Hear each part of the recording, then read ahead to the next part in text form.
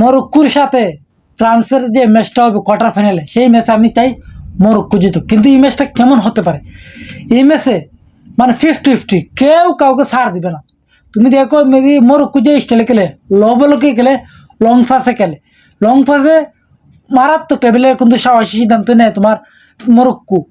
এক লং পাসে কিন্তু গোল বইরে যাইতে পারে। কিন্তু মরক্কোর যে মিডফিল্ড বা ডিফেন্সিভ বা অ্যাটাক ফুল সেট আপ আছে, ফুল সেট আপ। এই সেট আপে যদি মরক্কো ফ্রান্সের সাথে এক গোল কইরা থাকে ফার্স্টেই, তাহলে ফ্রান্স ইমেজ জিতারা বহুত কষ্ট হয়ে যাবে। কিন্তু মরক্কো জিতে হোক এটা আমি চাই।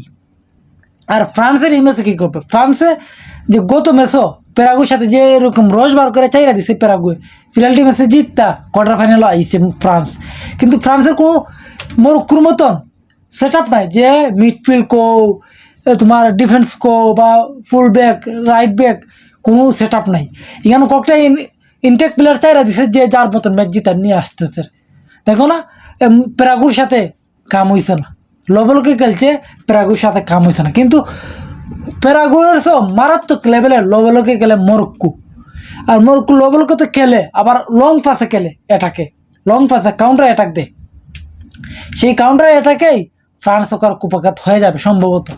আর ফ্রান্সে যে জিনিসটা করতে হবে, যে এই লবলক বাঙ্গা তারা খুবই কষ্ট হয়ে যাবে। কিন্তু এমবাপ্পি, ওলিসে, মানে ওসমান ডাম্বেলে, তারা যে স্টাইলে বর্তমানে ফর্মে আছে, যদি তাদের খেলা লাগিয়ে যায়, হাফ টাইমের আগে 1-2টা পরে লিছে, মানে ওলিসে কো, এমবাপ্পি কো, তোমার কুনা কো, চুয়ামিনি কো, মানে সবাই যে স্টাইলে খেলতেছে।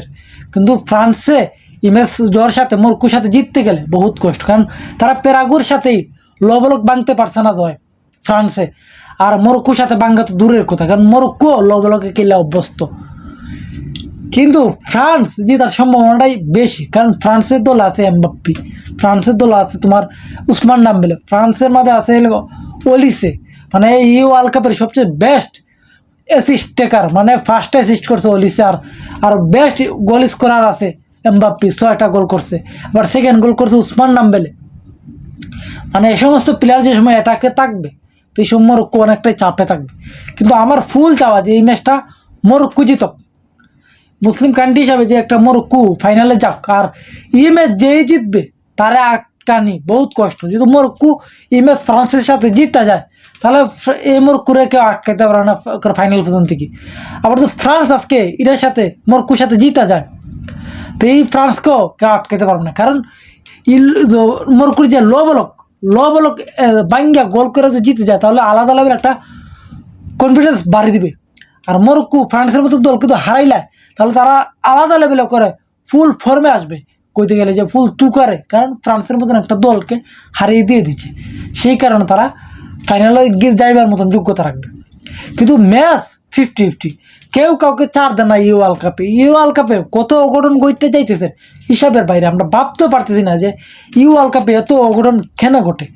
কিন্তু খেলার ধরনেই আলাদা লেভেলের, মানে আফ্রিকান দল ডিফেন্সিভ খেললে কাউন্টার অ্যাটাক দিয়া কুপঘাত করে সাইরা দিতেছে সব বড় বড় দলকে, মানে যত আফ্রিকান দল আছে। কিন্তু মানে দেখার বাকি যে এই ম্যাচে মরক্কো জিতে না ফ্রান্স জিতে। আপনাদের মতে কে জিতবে এই ম্যাচে? আমার মতে তো এখানে জিতার একমাত্র কারণ হইল মরক্কো যদি ঠিকঠাক মতন খেলতে পারে, মরক্কো জিততো। এখন আপনাদের মতে কে চাও যে এই ম্যাচ কে জিততো, মরক্কো নাকি ফ্রান্স?